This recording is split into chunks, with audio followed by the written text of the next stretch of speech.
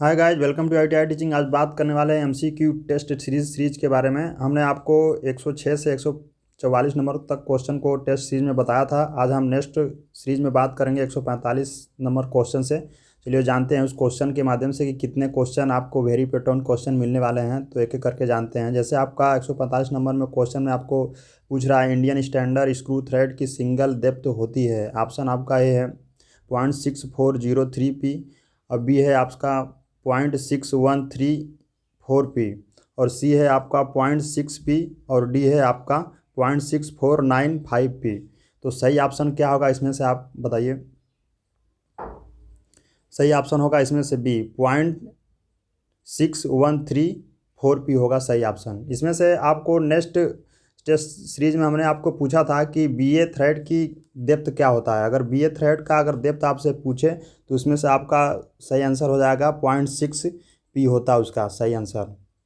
ऐसे ही क्वेश्चन जो कि आपको एक टाइप के क्वेश्चन कई टाइप के क्वेश्चन में लगते हैं दिखने के लिए, मगर क्वेश्चन आपके कुछ अंतर रहते हैं। जैसे इसमें आपको सिंगल डेप्थ के बारे में पूछा है, उसमें आपसे पूछा था कि BA थ्रेड की जो गहराई होती है पूरी गहराई के बारे में बताना था। तो BA थ्रेड की गहराई के बारे में जब आपसे पूछे तो 0.6 P होगा। और इसमें आपको इसमें पूछा है ISO यानी इंडियन स्टैंडर्ड स्क्रू थ्रेड की सिंगल डेप्थ पूछा है। चलिए इस क्वेश्चन से इतनी जानकारी मिली, तो इस क्वेश्चन का ऑप्शन हो जाएगा आपका बी सही। तो नेक्स्ट क्वेश्चन देख लेते हैं।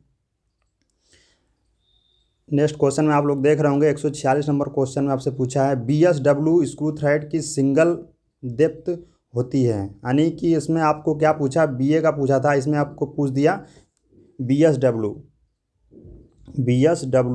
के बारे में पूछ रहा है। BSW स्क्रू थ्रेड की सिंगल डेप्थ होती है। ऑप्शन आपका हो गया 0.7035 P, आपका बी हो गया 0.6 P, और सी हो गया 0.6134 P, और डी हो गया 0.6403 P।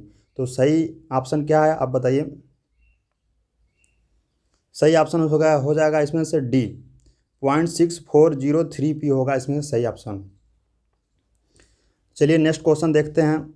147 नंबर क्वेश्चन में आप लोग देख रहे होंगे हैंड फाइलें किस मटेरियल की बनाई जाती हैं। ऑप्शन है आपका हो गया एक केस हार्ड की हुई माइल्ड स्टील की, और बी हो गया हार्ड कार्बन स्टील की, और इसमें सी हो गया आपका हाई कार्बन स्टील की, और डी हो गया लो कार्बन स्टील की। तो क्या होगा सही ऑप्शन आप बताइए। क्या होता है इसमें से, बी होगा सही, यानी हाई कार्बन स्टील की जो फाइलें हैं बनाई जाती हैं। चलिए नेक्स्ट क्वेश्चन देखते हैं। 148 नंबर क्वेश्चन में आपसे पूछ रहा है कि बॉल बेयरिंग को माउंट करते समय शाफ्ट के साथ इनर रेस में किस प्रकार का फीड प्रयोग किया जाता है।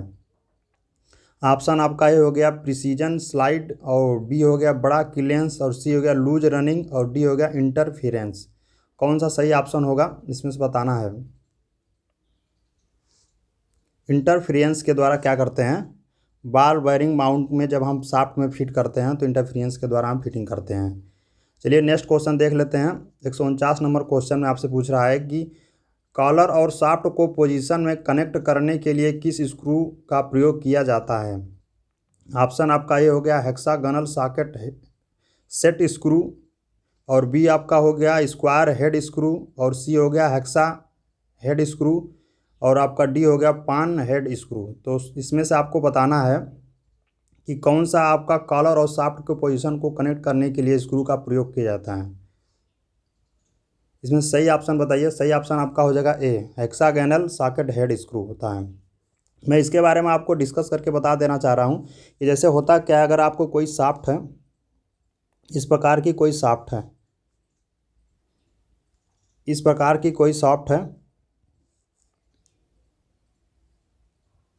इसमें हमको क्या करना है कि कॉलर के द्वारा हम हेक्सागोनल नट का जो ऐसा होता है जो हेड होता है, वो कॉलर जो होता है इसमें पूरा बैठ जाता है बीच में, और इसकी जो शैंक होती है जिस पर थ्रेड कटी होती है और पूरा जाके शाफ्ट में बैठ जाती है। तो शाफ्ट में जब बैठ जाती है कॉलर और दोनों के बीच में जब असेंबलिंग करते हैं तो पोजीशन में सही बैठता है, और इसके बीच में जब अगर हमको दूसरा पार्ट को कनेक्ट करना है तो आसानी से हम उसको कनेक्ट कर सकते हैं। तो आपको पता हो गया होगा कि हेक्सागोनल जो हेड स्क्रू होता है वो कहाँ पे असेंबलिंग और किस प्रकार की असेंबलिंग के लिए प्रयोग करते हैं। चलिए नेक्स्ट क्वेश्चन देखते हैं।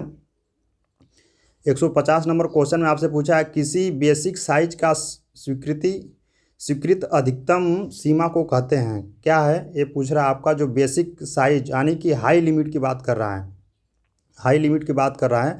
तो ऑप्शन आपका हो गया टॉलरेंस कहते हैं, और बी हो गया हाई लिमिट कहते हैं, और सी है अलाउंस कहते हैं, और डी है लो लिमिट कहते हैं। तो इसमें से पूछ रहा है किसी बेसिक साइज का स्वीकृति अधिकतम सीमा को कहते हैं, यानी कि जो अधिकतम सीमा होता है उसको क्या कहते हैं? तो उसे हम क्या कहते हैं? High limit. तो हाई लिमिट के द्वारा उसे हम क्या करते हैं? अधिकतम सीमा को हाई लिमिट बोलते हैं। चलिए नेक्स्ट क्वेश्चन देखते हैं। 151 नंबर क्वेश्चन में पूछ रहा है फिटिंग पार्ट के बीच जानबूझकर रखे जाने वाले अंतर को कहते हैं? ऑप्शन आपका हो गया ए हाई लिमिट, बी है टॉलरेंस, और सी है अलाउंस, और डी है लिमिट। क्या कहते हैं? फिटिंग के बीच जो जानबूझकर अलाउंस रखे जाते हैं उसको क्या कहते हैं?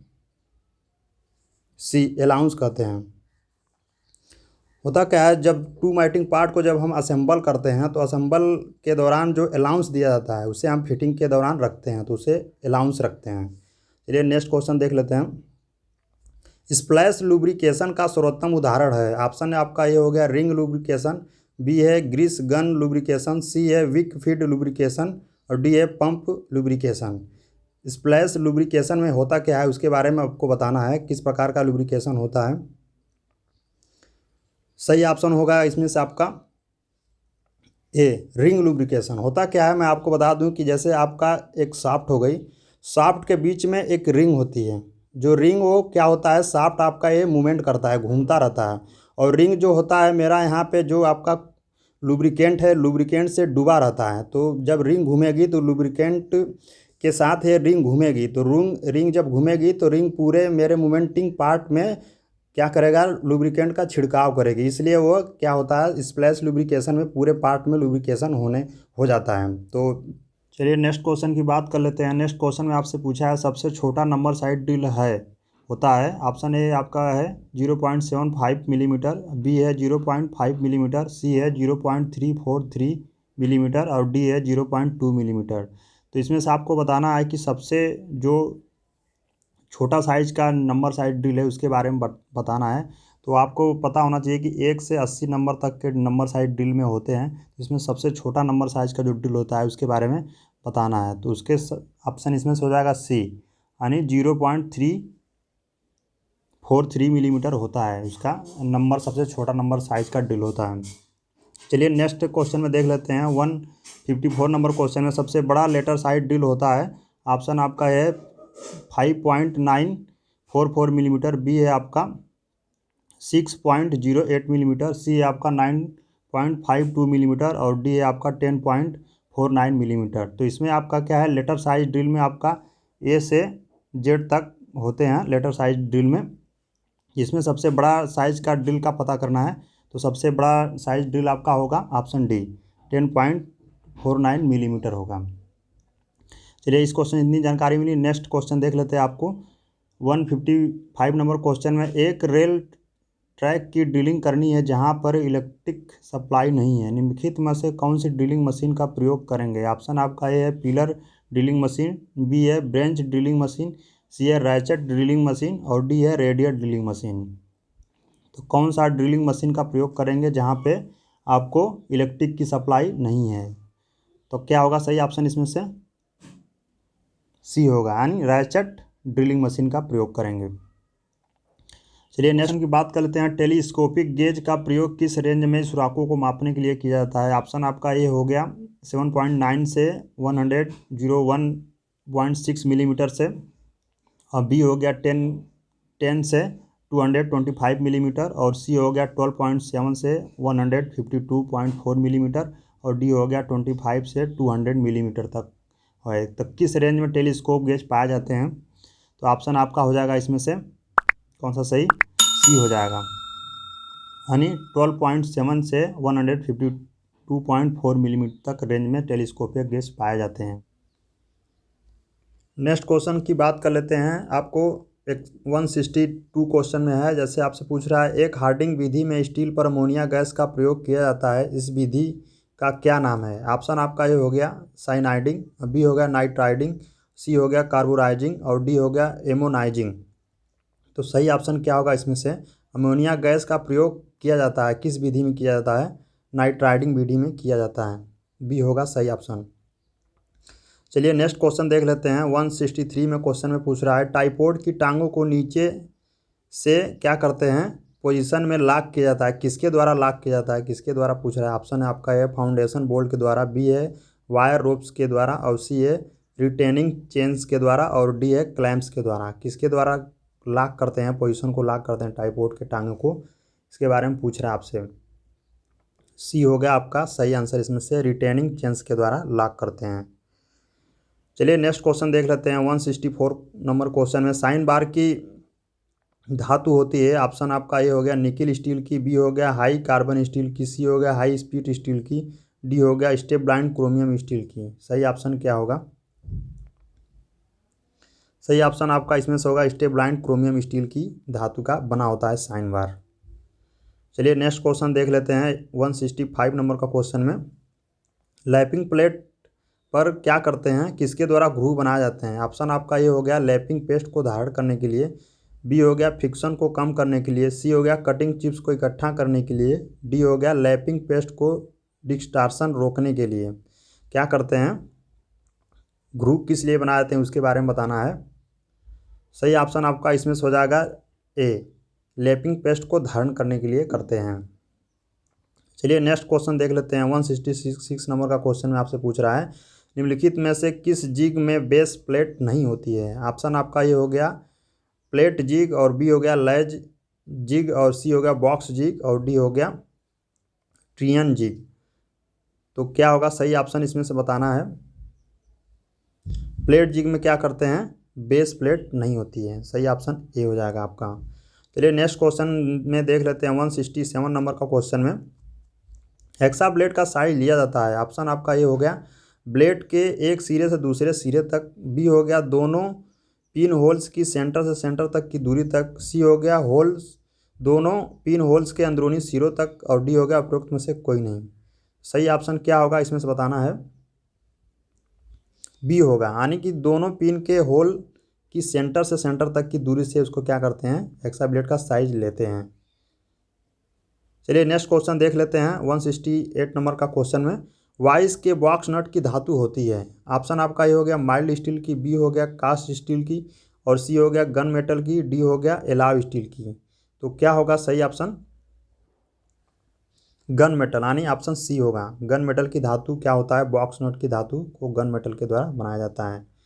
चलिए नेक्स्ट क्वेश्चन में देख लेते हैं। 169 नंबर का क्वेश्चन में कूलेंट के लिए सोल्यूबल ऑयल और पानी का अनुपात यानी रेशियो क्या होता है उसके बारे में बताना आपको। ऑप्शन ए हो गया 1:20, और बी हो गया 20:1, और सी हो गया 1:10, और डी हो गया 1:1। तो क्या होगा सही ऑप्शन बताना है।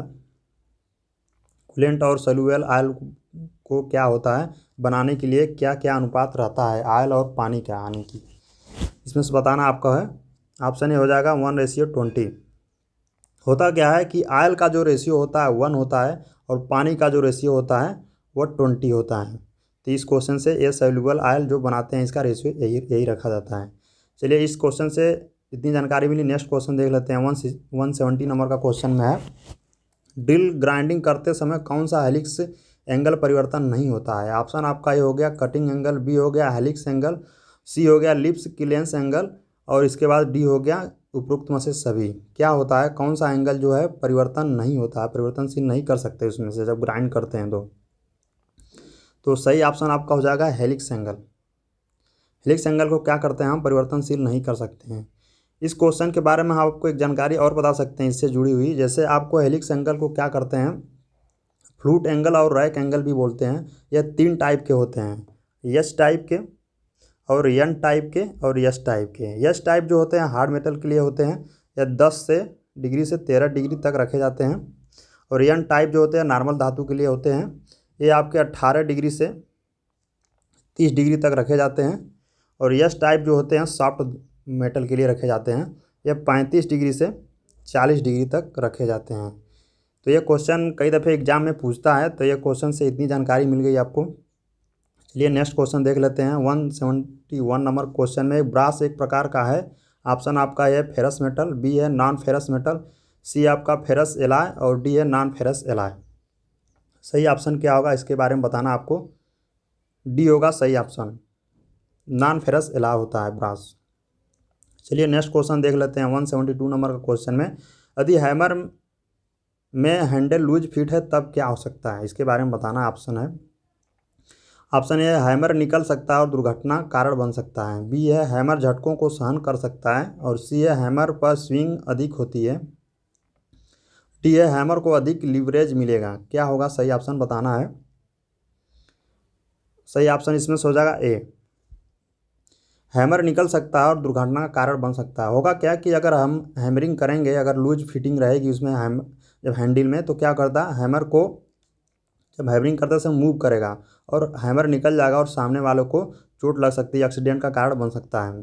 चलिए नेक्स्ट क्वेश्चन देख लेते हैं 173 नंबर क्वेश्चन में, निम्नलिखित में से कौन सा इंस्ट्रूमेंट सरफेस की फ्लैटनेस और स्क्वायरनेस चेक करने के लिए प्रयोग किया जाता है। तो कौन सा ऐसा इंस्ट्रूमेंट है जो फ्लैटनेस और स्क्वायरनेस दोनों को चेक कर सकते हैं। ऑप्शन आपका हो गया ट्राई स्क्वायर, बी हो गया बर्नियर हाइट गेज, और सी हो गया स्लिप गेज, और डी हो गया बेबल गेज। इसके द्वारा क्या करते हैं, ट्राई स्क्वायर के द्वारा हम क्या करते हैं, ऑप्शन इसमें ये हो जाएगा सही। ट्राई स्क्वायर के द्वारा क्या करते हैं, किसी जाप में हम अगर 90 डिग्री को मेंशन करना है, चेक करना है, तो हम क्या करना है, फ्लैटनेस कैसे चेक करते हैं, ट्राई स्क्वायर के ब्लेड के द्वारा हम क्या करते हैं, किसी फ्लैटनेस सरफेस को रख के हम चेक कर सकते हैं। और स्क्वायरनेस कैसे चेक करते हैं, जब हम 90 डिग्री मेंशन करते हैं तो स्क्वायरनेस चेक करने के लिए ट्राई स्क्वायर का प्रयोग करते हैं। चलिए इस क्वेश्चन से इतनी जानकारी मिली। नेक्स्ट क्वेश्चन देख लेते हैं, जीआई पाइप पर बाहरी थ्रेड यानी एक्सटर्नल थ्रेड के द्वारा आसानी से काटा जाता है। किसके द्वारा आसानी से काट सकते हैं आप, इसके बारे में बताना आपको है। तो आपका ऑप्शन ए हो जाएगा सेंटर लेथ, और इस बी हो जाएगा थ्रेड रोलर्स, और सी हो जाएगा टाइप सेट, और डी हो जाएगा डाई और डाई स्टॉक के द्वारा। किसके द्वारा काट सकते हैं इसके बारे में बताना है आपको। बी हो जाएगा सही ऑप्शन इसमें से, थ्रेड्स रोलर के द्वारा क्या करते हैं, हम जीआई पाइप पे बाहरी थ्रेड्स को काट सकते हैं। चलिए नेक्स्ट क्वेश्चन की बात कर लेते हैं। लास्ट क्वेश्चन है आपसे, निम्नलिखित में से किस धातु में कार्बन की मात्रा कम होती है। ऑप्शन आपका ए हो गया प्लेन कार्बन स्टील, और बी हो गया रॉट आयरन, और सी हो गया पिग आयरन, डी हो गया कास्ट आयरन। तो कास्ट आयरन में क्या होता है, इसमें से सही ऑप्शन आपको बताना है कि कौन सा सबसे कम कार्बन की मात्रा होती है। तो सबसे कम कार्बन की मात्रा आपका हो जाएगा रॉट आयरन, और सबसे अधिक कार्बन की मात्रा हो जाती है आपसे कास्ट आयरन में। तो इस क्वेश्चन से इतनी जानकारी मिली। सबसे शुद्ध जो लोहा होता है, जिसमें 99.8% के एवरेज में पाया जाता है, वो रॉट आयरन ही होता है। चलिए डियर फ्रेंड्स, मैं आपसे इतना बोल दूं कि जितना भी क्वेश्चन था आपके लिए काफ़ी हेल्पफुल क्वेश्चन है, और लास्ट क्वेश्चन था। तो इस क्वेश्चन से इतनी जानकारी मिली। नेक्स्ट सीरीज़ में हम 166 नंबर क्वेश्चन से आपको सीरीज लाएंगे, उसमें आपको जितने भी क्वेश्चन वेरी इंपॉर्टेंट क्वेश्चन बनेंगे मैं आपको दूंगा। तो आज के लिए इतना ही। Thanks for watching.